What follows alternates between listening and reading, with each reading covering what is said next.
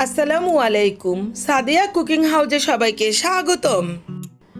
আজকে আমি আপনাদের সাথে আলু এবং আটা দিয়ে একটি মজাদার নাস্তার রেসিপি শেয়ার করছি। বৃষ্টির দিনে বিকেলবেলায় চায়ের সাথে যদি এরকম একটা নাস্তা খাওয়া যায় তাহলে তো আর কথাই নেই। এই রেসিপিটি ইচ্ছে করলে আপনারা অতিথি আপ্যায়নও করে নিতে পারেন।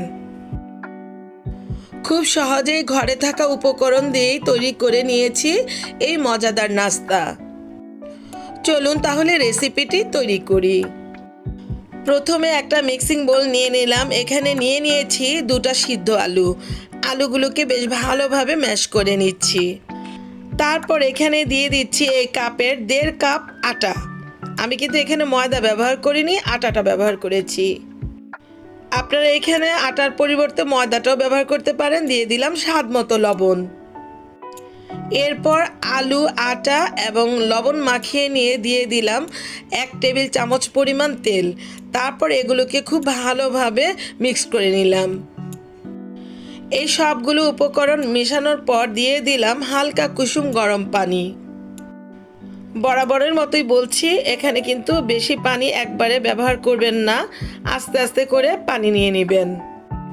আমি আমার প্রয়োজন অনুযায়ী পানিটা নিয়ে নিলাম। তারপর বেশ ভালোভাবে এই খামিরটা তৈরি করে নিলাম। খামিরটাকে খুব ভালোভাবে ময়ান করে নিতে হবে। এমন হতে হবে যাতে শক্ত না হয়, আবার একদম নরমও যাতে না হয়। এর উপর দিয়ে একটু তেল দিয়ে দিলাম। তারপর এগুলোকে আমি 10 মিনিট ঢাকনা দিয়ে ঢেকে রেখে দিব। এটা রেস্টে থাক। অন্যদিকে চুলায় একটা প্যান বসালাম। প্যানের মধ্যে পরিমাণ মতো তেল দিয়ে দিলাম।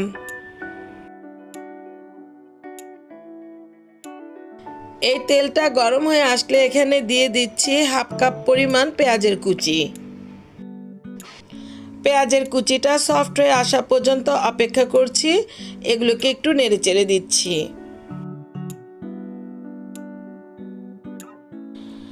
পেঁয়াজের কুচিটা সফট হয়ে এসেছে। এবার এখানে আমি দিয়ে দিচ্ছি 1 চা চামচ পরিমাণ আদা বাটা। আরও অ্যাড করে দিচ্ছি 1/2 চা চামচ পরিমাণ রসুন বাটা। তারপর এখানে দিয়ে দিলাম স্বাদ মতো লবণ। আদা ও রসুনের গন্ধটা দূর করার জন্য এগুলোকে খুব ভালো করে নেড়ে চেড়ে কষিয়ে নিতে হবে। তো এই আদা রসুনটাকে খুব সুন্দর করে কষিয়ে নিলাম। এবার এখানে দিয়ে দিচ্ছি 1/2 চা চামচ পরিমাণ গরম মশলার গুঁড়ো। আরও দিয়ে দিচ্ছি 1/2 চা চামচ পরিমাণ ভাজা জিরে গুঁড়ো।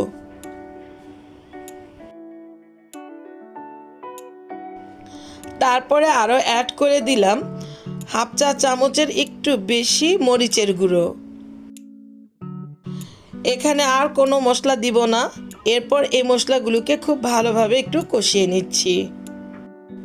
এবার এখানে দিয়ে দিচ্ছি সামান্য পরিমাণ পানি। পানিটা দেওয়ার পর এগুলোকে বেশ ভালোভাবে কষিয়ে নিচ্ছি। তারপর দিয়ে দিচ্ছি মাংস। এই মাংসটা আমার ঘরে রান্না করা ছিল, সেই মাংসটাই এখানে ব্যবহার করছি। মাংসটা দেওয়ার পর খুব সুন্দরভাবে এগুলোকে কষিয়ে নিচ্ছি।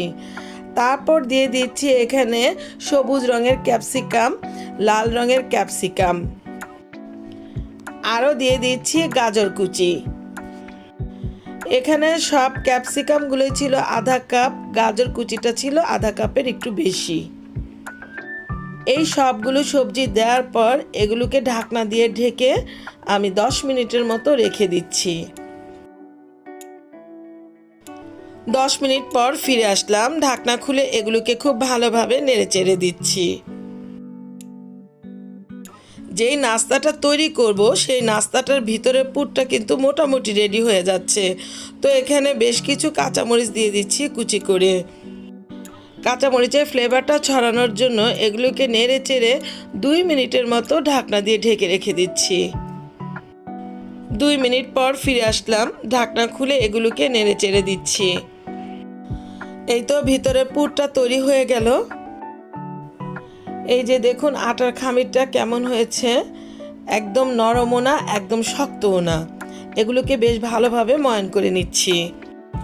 একটা চপার বোর্ডের উপর কিছু পরিমাণ আটার গুঁড়ি নিয়ে নিলাম। এই খামিরটাকে বেশ ভালোভাবে এই আটার গুঁড়ির মধ্যে একটু ময়ান করে নিলাম, তারপর বেশ কয়েক ভাগে ভাগ করে নিলাম। তো আমি 6টা লেচি কেটে নিলাম, একটা লেচি এর মধ্যে থেকে নিয়ে নিলাম, তারপর আটার খামিরটাকে বেশ ভালোভাবে এটার সাথে মিশিয়ে নিচ্ছি। এই যে এরকম একটা গোল লেচি তৈরি করে নিলাম, তারপর একটা বেলন দিয়ে এটাকে বেলে নিচ্ছি।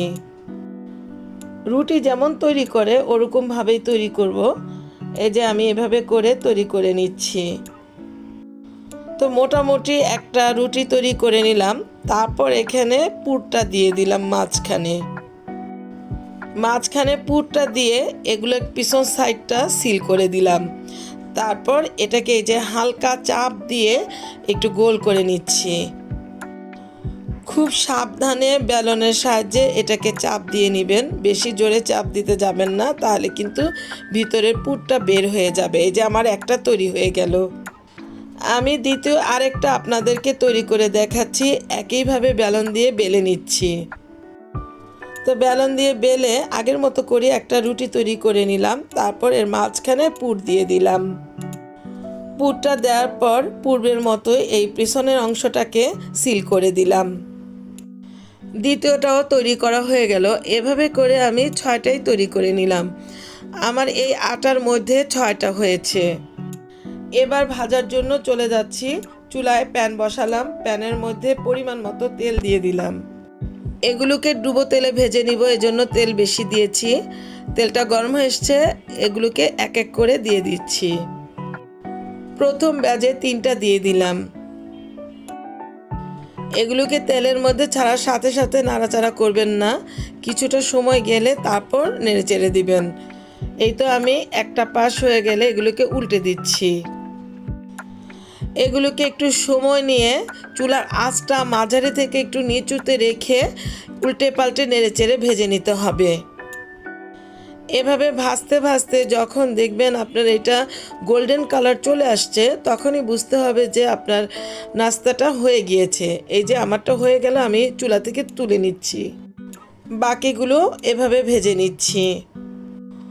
তো ভিউয়ার্স, আলু আর আটা দিয়ে আমার নাস্তার রেসিপিটি তৈরি হয়ে গেল। আমার এই নাস্তার রেসিপিটি যদি আপনাদের কাছে এতটুকু ভালো লেগে থাকে, তাহলে আপনারা আমাকে লাইক, শেয়ার, কমেন্টস এবং সাবস্ক্রাইব করতে ভুলবেন না প্লিজ। আর যারা আমাকে সাবস্ক্রাইব করেছেন তাদেরকে অসংখ্য অসংখ্য ধন্যবাদ। আবার হাজির হব অন্য কোনো সময়ে অন্য কোনো রেসিপি নিয়ে। আল্লাহ হাফেজ।